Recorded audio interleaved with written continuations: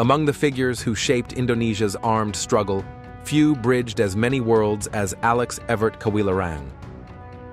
Born on 23 February 1920 in Batavia, today's Jakarta, he came from a Minahasan family with military traditions. Many Minahasans had long served in the KNIL, seeing the army as both a livelihood and a path to education. For Kawilarang, the uniform was more than duty. It was a profession that offered structure and opportunity. During the Japanese occupation, he was arrested and tortured by the Kempeitai secret police, an ordeal that left scars for life. After his release, he worked in civilian posts in Sumatra until the war ended in 1945. When Indonesia proclaimed independence in August 1945, Kawilarang joined the new People's Security Army 2 months later. He became Chief of Staff of the Bogor Regiment and, in 1946, commander of Siliwangi's Surya Kencana Brigade.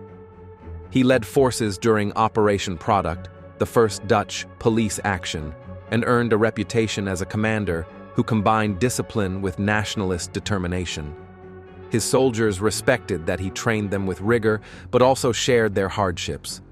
In 1948, as the Republic braced for renewed Dutch attacks, he was sent to Sumatra to help reorganize defenses. After sovereignty was transferred in December 1949, he became territorial commander in North Sumatra.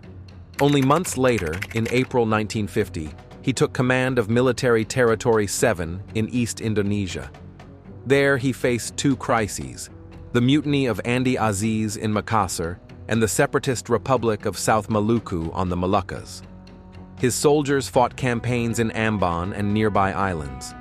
By November 1950, Republican control was restored, though the cost was high, including the loss of Lieutenant Colonel Slamet Riyadi. Kawilarang respected the loyalty of many Malucan troops, but had no choice except to preserve Indonesia's unity. These experiences convinced him that Indonesia needed elite troops for unconventional warfare.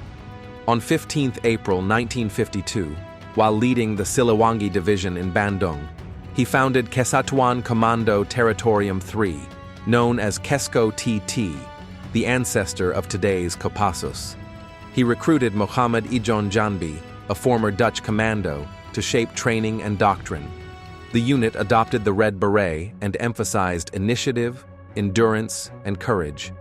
It was the beginning of Indonesia's special forces, designed for the challenges of jungle and mountain warfare.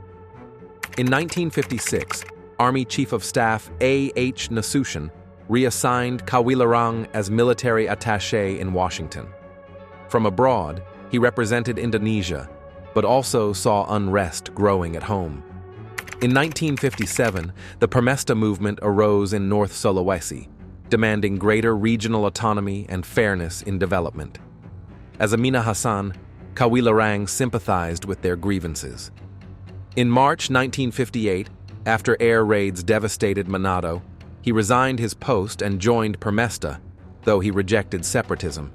For 3 years, he commanded guerrilla units in Sulawesi's mountains until an amnesty brought the conflict to an end in 1961. This decision ended his regular army career, but not his reputation. Even opponents acknowledged his integrity and leadership. In 1999, 1 year before his death, Kopassus invited him to don the Red Beret at its anniversary, formally honoring him as the founding father of Indonesia's special forces. The gesture symbolized reconciliation between the institution and the man who had first imagined it nearly half a century earlier. Alex Kawilarang died on June 6, 2000 in Jakarta, and was laid to rest with military honors in Bandung's Cikutra Heroes Cemetery. His life reflected the paradox of Indonesia's birth, trained by colonial officers, fighting for independence, later rebelling out of loyalty to his region, and finally recognized as a national hero. He embodied the choices of a generation balancing colonial training, regional ties, and national ideals. For Indonesians, he remains proof that professionalism in the army could serve freedom. His legacy lives on in the ethos of Indonesia's armed forces and in every commando who trains in the jungle. Remembering his story ensures that the sacrifices and achievements of figures like Kawilarang will not be forgotten.